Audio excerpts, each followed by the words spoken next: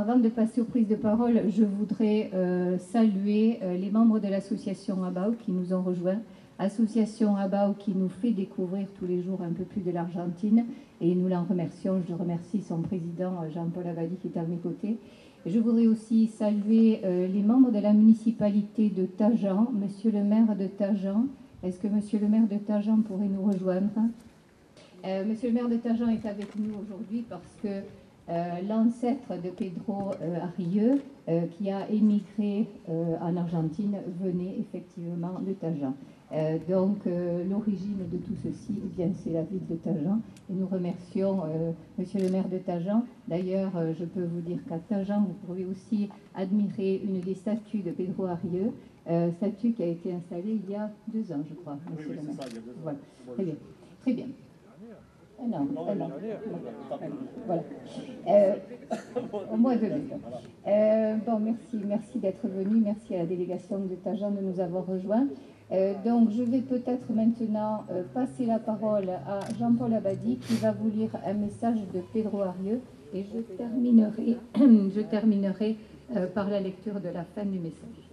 Madame la maire de Séméac, Geneviève Isson, Madame la vice-présidente du Conseil général, Mesdames et Messieurs les maires des villes voisines, Monsieur André Recure, maire de Tajan, les militaires du régiment 35 et les anciens combattants, Monsieur le président de l'ABAO, Jean-Paul Abadie, Mesdames et Messieurs les membres de l'association Vigor Argentine-Uruguay, les citoyens français et des Hautes-Pyrénées, particulièrement les citoyens de Séméac et de Tajan, amis et parents, français et argentins qui sont venus de loin pour nous accompagner. Bonne fête à la France en cette journée si importante et spéciale pour tous. Liberté, égalité, fraternité. En tant qu'Argentin, descendant de Français de cette terre bigourdane, je me sentais particulièrement ému de participer avec ma femme Inès à cette fête nationale française du 14 juillet 2014.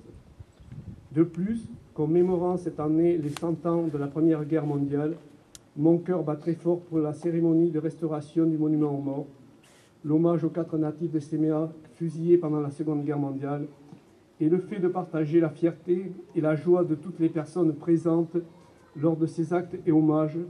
Comme nous disons en Argentine, c'est la voix du sang. En mai 2012, j'ai eu l'honneur et le privilège d'être reçu par Geneviève Isson à la mairie de Séméac, où elle m'a accueilli chaleureusement avec plusieurs membres de l'ABAO. Merci à vous tous, encore une fois, pour la réception si chaleureuse et affectueuse de 2012, vient avec beaucoup de tendresse et d'amitié. Cette rencontre a été la première d'une série qui fait que nous sommes réunis une fois de plus ici, à cette date, si particulière et importante dans le cadre de ces festivités. Nous voici donc inaugurant la sculpture qui appartient déjà à la mairie de Séméac et dans un sens plus large, à vous tous, puisque son emplacement sur l'espace public de la mairie constitue une invitation à partager existence et porvenir, existence et avenir, et à interagir avec elle. Et justement, Existentia Porvenir, existence à venir, prétend signaler et souligner la continuité de la vie au-delà des guerres, des malheurs et des avatars du destin des hommes dans leur temps terrestre. C'est le sens de l'espoir et de la continuité de ceux qui nous ont précédés, pour nous et pour ceux qui nous succéderont dans ce que j'aime appeler la chaîne de la vie, une chaîne de liberté et d'unité. Pardon. Une chaîne à laquelle, malgré tout et à tout prix, s'ajouteront toujours des chaînons, tous unis, passé, présent et futur. Une chaîne qui explique, synthétique et montre l'inexplicable, le miracle de l'existence et le mouvement incessant de l'avenir, de la continuité dont nous faisons partie d'une manière fugace et qu'il faut que nous remarquions et nous en rendions compte. Quant au langage sculptural de l'œuvre, existentia, existence, symbolise la vie, l'être, l'existence elle-même, la représentation du fait propre de l'existence-vie représentée par une femme donneuse et porteuse de vie qui se dresse dans la plus grande tranquillité et paix. L'existence qui se traduit naturellement par la position des deux bras, l'un libre avec son propre poids, comme la conséquence de la loi de la gravité, le geste souligné par cette même épaule droite avancée vers le haut, donnant du mouvement au torse et avec le poing fermé mais détendu sans pression. Vous verrez cela tout à l'heure. L'autre bras, le gauche, dans une situation d'extrême confort et de repos, appuyant sa main sur la taille, et les deux équilibrant la pose adoptée par la femme, une position d'introspection et de méditation, de la perception de son existence comme un être vivant, dans un état de paix soulignant une présence naturelle dans l'environnement. Elle est connectée à la terre et au ciel, une dualité de l'existence, de l'être humain en tant qu'être physique et être spirituel. C'est pour cela que les jambes partent au-dessus des genoux, marquant l'importance de l'aspect spirituel du visage, ceci ajouté au regard dirigé subtilement vers les cieux, ces yeux témoignant de l'espoir et de la confiance, l'avenir, elle peut le venir. De profil, on peut percevoir l'état de grossesse de la femme portant, outre sa propre vie, une nouvelle vie à venir. De face, la grossesse est plus subtile encore, puisqu'il s'agit d'une grossesse de 3 mois, et ses seins sont aussi en processus de transformation par l'effet de la grossesse. Je vais passer la parole à Geneviève Bisson pour lire la suite de son discours.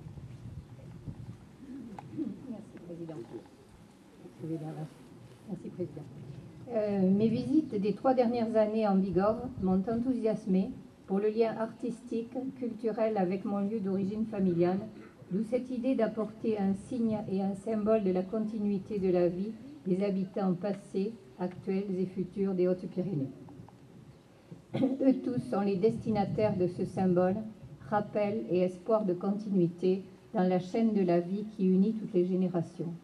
C'est pour cela que nous sommes tous aussi les destinataires de ce symbole que nous partageons avec nos ancêtres et que nous laissons ouvert avec de l'espoir et de la joie pour l'avenir. Et c'est ici, dans cette idée de continuité générationnelle, que l'organisation ABAO réalise depuis des années un énorme effort à travers de multiples activités. L'ABAO récupère les traditions et met en valeur les familles de Bigorre, ses citoyens, pour la rencontre de ces histoires et familles de Bigorre. Et il est juste de souligner que son président, Jean-Paul Abadi, fait remarquablement bien son travail avec l'équipe des volontaires qui l'accompagnent dans cette noble tâche. Il faut également souligner aussi les actions de l'ABAO concernant les activités qu'elle mène pour l'aide aux jeunes et aux enfants en Argentine et en Uruguay et les attaches et liens culturels entre la Bigorre et ces deux pays, la langue, la connaissance, les habitudes et les arts. En définitive, un lien fraternel entre la culture française et celle de l'Argentine et de l'Uruguay.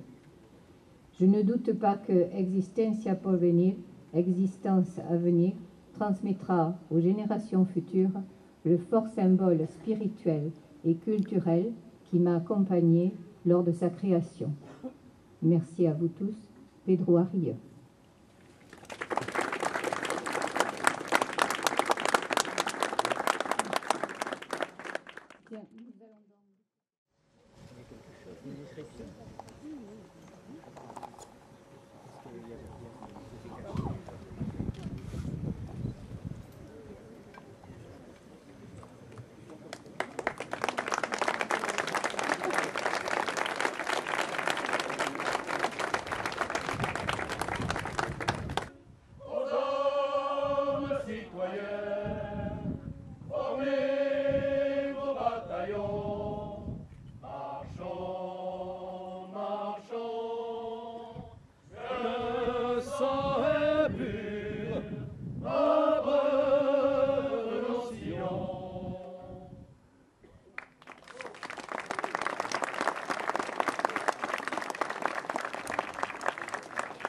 Merci à tous, merci pour votre participation et rendez-vous sous le chapiteau dans cette œuvre. Bien, j'ai le plaisir maintenant de vous inviter pour terminer cette matinée à un pot convivial. Alors nous serons à l'abri sous les...